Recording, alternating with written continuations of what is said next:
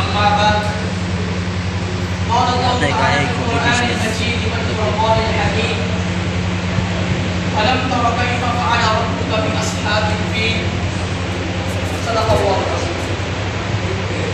حضرت سامعین کرام، اللہ تبارک تعالیٰ نے اس زمین میں اپنی عبادت کے لیے، عبادت کرنے والوں کے لیے دو جگہوں کو قبلہ متعین کیا. پہلے نمبر پر بیت اللہ اور دوسرے نمبر پر بیت المقدس. لیکن دونوں کے متعلق قانون قدرت مختلف ہے، الگ الگ ہے. بیت اللہ کا قانون یہ ہے کہ اس کی ذمہ داری اللہ رب العزت نے اپنے ہاتھوں میں لی اور یہ اعلان کر دیا کہ کل قیامت تک کوئی یہود، کوئی نصرانی، کوئی غیر مسلم بیت اللہ پر غالب نہیں آ سکے گا. اس کا نتیجہ وہ واقعہ فیل ہے جس کو اللہ رب العزت نے قرآن کریم کے سورہ فیل کے اندر ذکر کیا. الم تر کیف فعل ربک باصحاب الفیل. کیا آپ نے اپنے رب کی یہ کارنامہ نہیں دیکھا، اپنے رب کا یہ طریقہ نہیں دیکھا کہ اس نے اصحاب فیل کے ساتھ کیا انجام کیا؟ الم یجعل کیدہم فی تضلیل. کہ آپ کے رب نے اصحاب فیل کی مکاریوں کو نیست و نابود نہیں کر دیا. وارسل علیہم طیرا ابابیل. اور ان ظالموں کے اوپر پرندوں کی شکل میں چھوٹے چھوٹے پرندوں کو اللہ رب العزت نے بھیجا. ترمیہم بحجارۃ من سجیل. جو ان ظالموں کے اوپر کنکریوں کی بارش کر رہے تھے. فجعلہم کعصف معقول. اور کچھ ہی پلوں میں، کچھ ہی سیکنڈوں میں ان پرندوں نے ان ظالموں کا نام نشان دنیا سے مٹا دیا.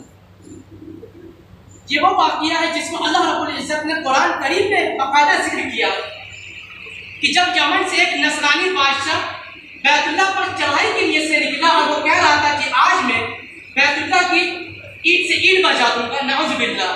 وہ اپنے لشکروں کے ساتھ، اپنے ہاتھیوں کے ساتھ نکلا کہ آج میں بیت اللہ کو ڈھا دوں گا. لیکن اللہ رب العزت نے اپنے گھر کی حفاظت فرمائی.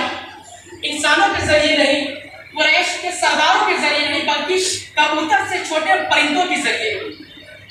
ان پرندوں کا یہ عمل تھا کہ جب وہ ظالم بیت اللہ کے پاس آنے ہی والے تھے تو اللہ رب العزت نے ان پرندوں کو 3 کنکریاں دی اور یہ حکم دیا کہ تم ان ظالموں کے اوپر اپنی کنکریوں کو چھوڑ دینا.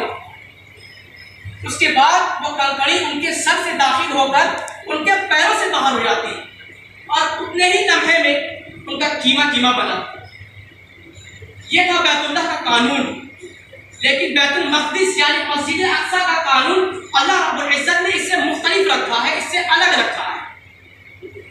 بیت المقدس کا قانون یہ ہے کہ جب جب مسلمان معاصی اور گمراہی میں مبتلا ہوں گے، اللہ کے احکامات پر عمل نہیں کریں گے، رسول اللہ صلی اللہ علیہ وسلم کی تعلیمات پر عمل نہیں کریں گے، تو ان کے سزا کے طور پر اللہ رب العزت مسلمانوں سے ان کا قبلہ چھین لے گا اور یہودیوں کو ان پر غالب کر دے گا. جیسا کہ آج کے دور میں بیت المقدس کے اوپر یہودیوں کا قبضہ ہے، غیر مسلموں کا قبضہ ہے. آج ہمارے ملک میں اور سارے جہاں پہ مختلف طرح کے دنوں کا جشن منایا جاتا ہے، لیکن اسرا اور معراج کا سنگم یعنی مسجد اقصی کا مسلمانوں کے ہاتھوں سے چھین جانا اور یہودیوں کا اس پر قبضہ کر لینا، اس دن کا غم کوئی نہیں مناتا.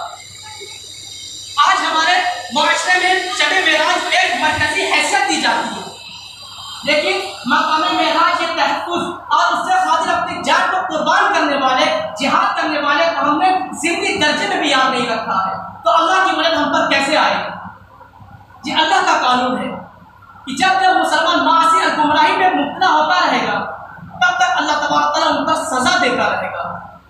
ماضی میں مسلمانوں نے گمراہی میں مبتلا ہونے لگے تو اللہ تبارک تعالیٰ نے ان سے ان کا قبلہ چھین لیا. اس کے بعد مسلمان اور معاصی میں مبتلا ہونے لگے تو اللہ رب العزت نے ان سے ان کی عبادت کرنے کا حق بھی چھین لیا اور اپنی بندگی سے دور کر دیا، مسجدوں کو بند کر دیا. یہ اللہ کا قانون ہے، اسے آج مسلمان نہیں سمجھ رہا ہے. پہلے بھی زمانے میں عذاب آیا کرتے تھے، لیکن اس زمانے میں اللہ رب العزت نے کورونا وائرس کو بھیجا اور مسجدوں کا دروازہ بند کر دیا. اس کی اصل وجہ یہ ہے کہ آج ہم نے اللہ کی عبادت کو اس کے حق کی طرح ادا کرنے کو سمجھ نہیں سکے.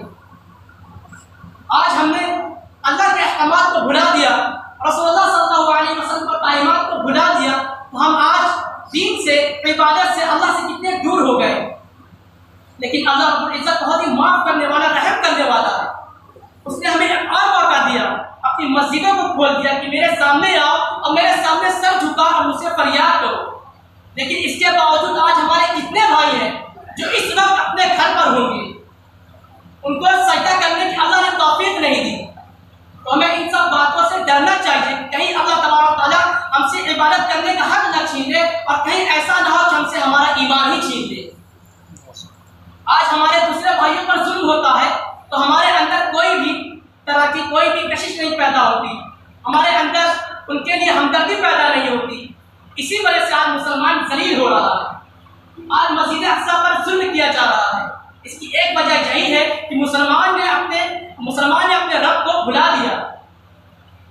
ہمیں اللہ تبارک تعالیٰ سے دعا کرنا چاہیے کہ ہمیں اس کی عبادت کرنے کا جیسا ہم پر حکم دیا گیا ویسی اس کی عبادت کر سکے، اسے راضی کر سکے۔ کہیں ایسا نہ ہو کہ جس طرح اللہ رب العزت نے ہم سے ہماری مسجدوں کو چھین لیا، ہم سے ہمارے قبلے کو چھین لیا، کہیں ہمارے ایمان کو نہ چھین لے اور وہ ایمان کسی دوسرے قوم کو نہ دے دے۔ کیونکہ اللہ رب العزت نے فرمایا کہ جب مسلمان ایسا عمل کرے گا جو اس کا مناسب نہیں ہے تو وہ اللہ رب العزت ایمان دوسری کو قوم کو دے دے گا اور اس سے وہ عمل لے گا، وہ کام لے گا جو مسلمانوں سے نہیں لے رہا۔ ہمیں ان سب باتوں سے نصیحت حاصل کرنا چاہیے اور اللہ کی عبادت کرنا چاہیے اور اللہ کے سامنے فریاد کرنا چاہیے۔ وآخر دعوانا الحمدللہ رب العالمین۔ اور میں آپ حضرات کے سامنے ایک مسئلہ واضح کرنا چاہتا ہوں۔ ایک سوال ہے کہ امام سے پہلے ارکان ادا کرنا کیسا ہے؟ کیونکہ دیکھا گیا ہے امام رکوع سے اٹھتا ہے، آواز حضرات سجدے میں چلے جاتے ہیں۔ کچھ لوگوں نے کہا کہ آپ اس کو بیان کر دیجیے، تو ایسا کرنا مکروہ ہے اور مکروہ تحریمی ہے کہ امام سے پہلے رکن کو ادا کیا جا رہا ہے۔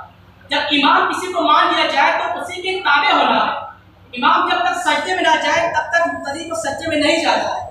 رسول اللہ صلی اللہ علیہ وسلم نے ارشاد فرمایا کہ جو شخص جو مقتدی امام سے پہلے ارکان کو ادا کرتا ہے تو ہو سکتا ہے اللہ رب العزت اس مقتدی کی شکل کو گدھے کی شکل کی طرح بنا دے۔ ہمیں یہ دھیان دینا ہے کہ جب ہم نماز پڑھیں، کسی کے پیچھے نماز ادا کر رہے ہیں تو اس کے تابع ہو جائیں، اس سے پہلے ارکان کو بالکل ادا نہ کریں۔ بس دعوانا الحمدللہ۔